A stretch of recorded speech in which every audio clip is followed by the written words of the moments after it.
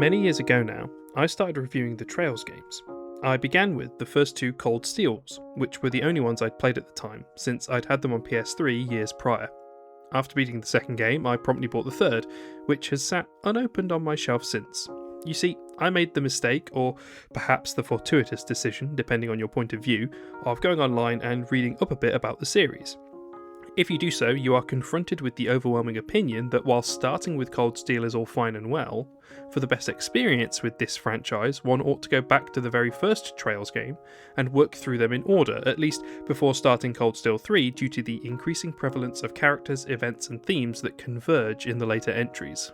Well, that was over 5 years ago. It has genuinely taken me half a decade to finally sit down and beat the first game in the series, Trails in the Sky.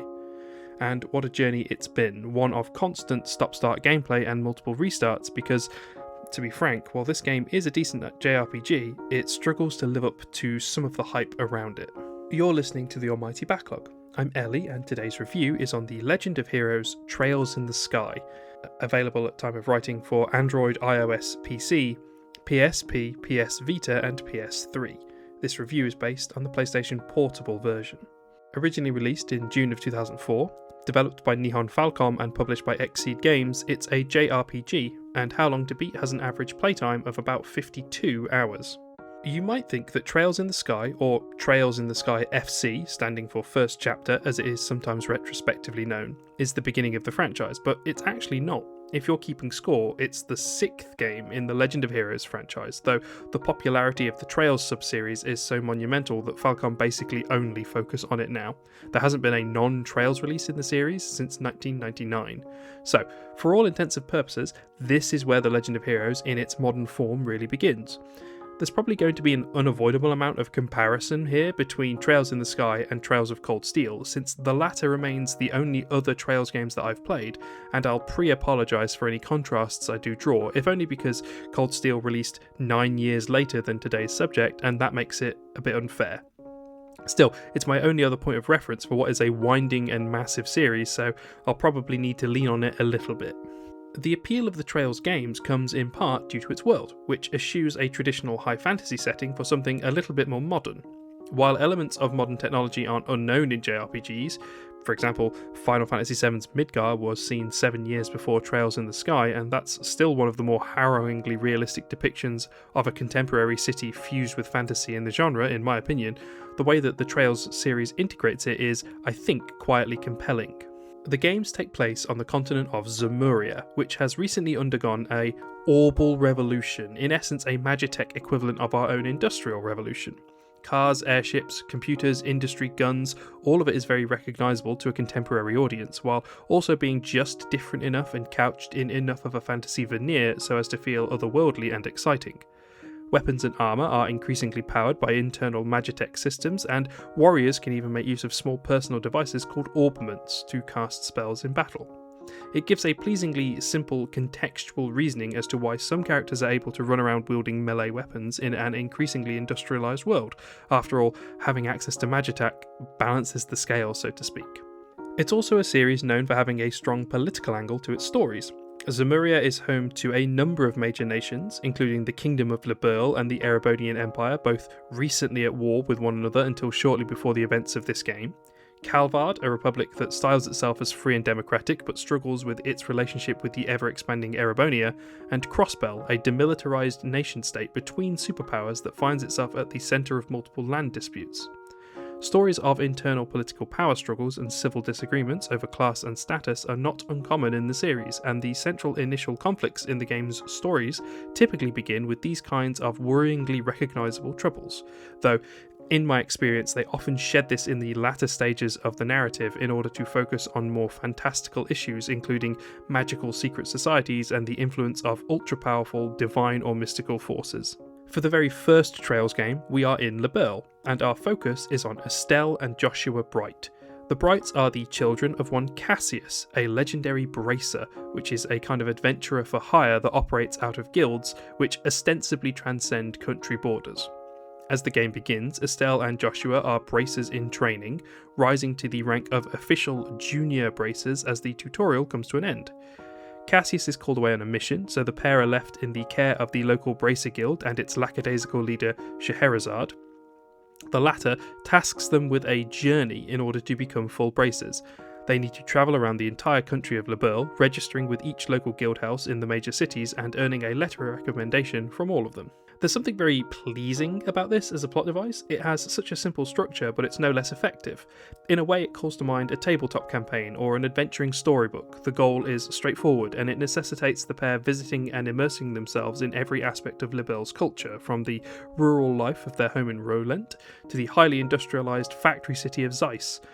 Each chapter of the game is set in and around one of the cities that form the stops in their journey, giving each region a moment in the spotlight. The structure is one the series would return to in the 2 Cold Steel games I've played, so clearly Falcom are aware of how well it works. As the pair make their way around Liberl, the Brights obviously find themselves at the centre of whatever problems the regions have. After all, as bracers they have more or less signed up to be thrown at anything dangerous that the army can't or won't handle. Their jobs run the gamut, from monster hunting to investigating robberies, but when the airship Cassius is on goes missing and the army gets involved, the pair's adventures begin to intertwine with their own investigation into their father's disappearance. This is where the telltale political story angles of Trails start to rear their head. The interactions between the bracers, the army, and a branch of the Secret Service begin to fray with tense drama, and the Brights are caught in the middle. To make matters worse, there's already a lot of anxiety in Liberl over their militaristic neighbour Erebonia, with worries aplenty over the perceived presence of undercover agitators and the possibility of the country being weakened ahead of another war. This stuff is the meat and potatoes of Trails, and it's a large part of why I persevered despite the multiple stop-start attempts I had with the game. As is usual for Trails, the twisting, conniving politics that seem to be endemic to Zamurian life is absolutely fantastic, with tons of plot threads interweaving in and out of focus. A bit like with Cold Steel 2 though, I'm not entirely fond of the way it all comes to an end. Well, sort of an end, given that this is merely the first chapter of a trilogy, and it's almost jarring when the more fantastical elements of Trails pop up to remind you that you are still playing an RPG set in a magic world. JRPGs have a reputation for being wordy, but it's worth mentioning that the Trails games are especially so. If you're not a fan of reading or find excessive text difficult to parse, Trails in the Sky is going to present a challenge. A bit like reading my reviews, if something could be said in 5 words, you can bet it'll be said in 15, and then repeated a few times by side characters just to hammer it home. Defenders of the game will point out that much of its character writing, and that is true, Estelle and Joshua stop to natter to just about everyone along their journey, and a lot of time is given over to exploring both their personalities and those of their allies who join them on the road. Despite the effort here with the party, I honestly struggled to connect with most of the main cast. The problem I found was that although each character had lots to say, I'm not sure I'd argue much of the cast evolved or grew much over the course of the game. Most of them boiled down to fairly simple archetypes really, and struggled to bloom out from those.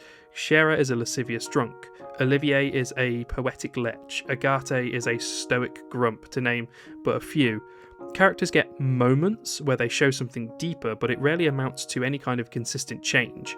Part of the problem is that this game uses a rotating party, which is a system I'm broadly a fan of, so you get maybe a chapter with a couple of them and then they move on.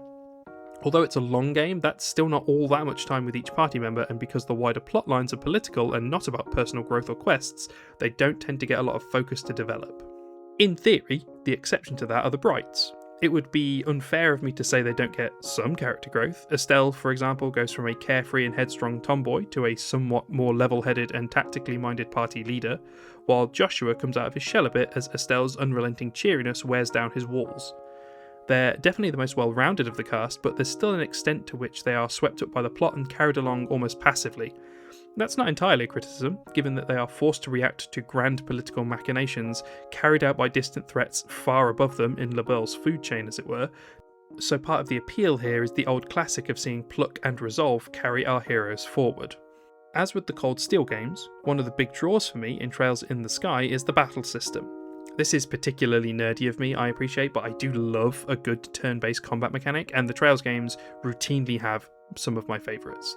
Battles in this game take place on a grid in a system that seems to recall strategy RPGs like Final Fantasy Tactics or Fire Emblem.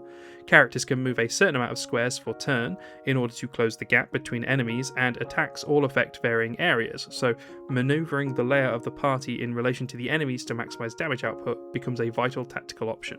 The options available to your party in combat are in truth a little overwhelming. Obviously you've always got access to your basic attacks, but characters can also make use of arts and crafts. Crafts are the franchise's term for innate or physical abilities, such as Estelle's Cheer that raises the stats of nearby allies. These can be very useful in the right situations, but I definitely found myself gravitating more toward arts in fights. Arts are this game's equivalent of magic spells. They take longer to set up than crafts, and in doing so can leave you vulnerable, but the difference in damage output was generally worth it. The arts each character have are determined by what augments they equip. These are magic gems you slot onto each party member, not unlike, say, materia from Final Fantasy VII. Augments typically give passive bonuses related to their elemental type, and the more you have equipped gives you access to more or higher level spells of that associated element. Most characters have an innate elemental alignment, but there are usually enough free slots on each one to customize them significantly. Because I love an RPG, I'm also a big fan of side quests, and Trails in the Sky is full of them. The way this is done is actually really effective, with your quests not treated as abstract goals for a player to fulfill, but instead a vital diegetic part of the life of a bracer.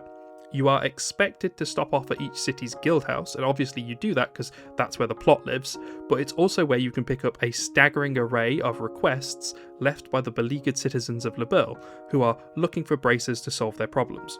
You want to do these for the usual RPG reasons, like cash, experience, and the occasional fancy reward, but also because in-universe they contribute to Estelle and Joshua's rank, with higher ranks scoring them better equipment or bonuses.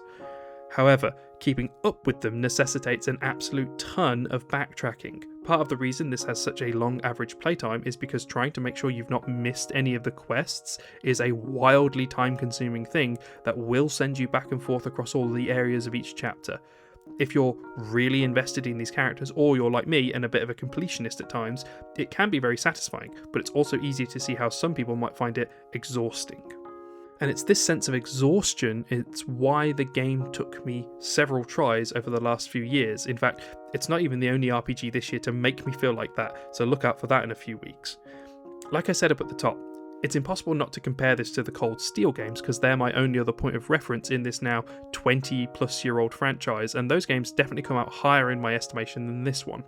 That's in no small part down to the characters. While both games, and I suspect the series as a whole, have casts that feel very centered in typical anime archetypes, I collected a lot more with Class 7 in Cold Steel than I did with the Bracers of Trails in the Sky. Estelle and Joshua were broadly fine, but I think I'd been hoping for a bit more dramatic evolution in their respective characters. Not to give the game away, but it feels like a lot of that maybe is being saved for the sequel.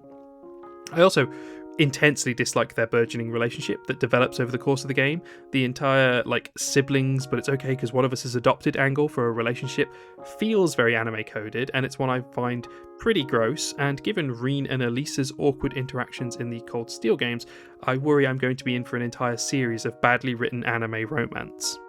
Having said that, I don't want to give the impression that Trails in the Sky isn't a good game. It has foibles and quirks that might put you off, and that's reasonable, but they're not a vast part of the experience unless you're put off by really slow JRPG mechanics, I guess. It is definitely a slow burn, meandering along through its story with an unhurried swagger. The thing is, there aren't many series that are quite like the Trails games that manage to combine both my favourite kind of JRPG combat with a generally strong socio-political storyline in a long-term, coherent and evolving world. I can see why it's recommended that one begins here, really. Despite being a bit dated, the setup for the world of Zemuria is vital for the strange and deadly machinations that are to come. The final score is 5 out of 7. Great! Very fine stuff. A game that doesn't make the top echelon of games, but sparkles regardless and holds the interest expertly. Do make the time to play this. This has been Ellie on the Almighty Backlog.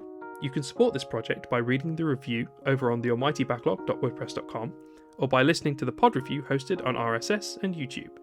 Please feel free to follow me over on Mastodon, Blue Sky and/or Backlogged by following the links on the website. If you'd like to support the show financially, you can do so by donating via PayPal to thealmightybacklog@gmail.com or by hitting the donate button on the blog. Thank you for listening and have a lovely day.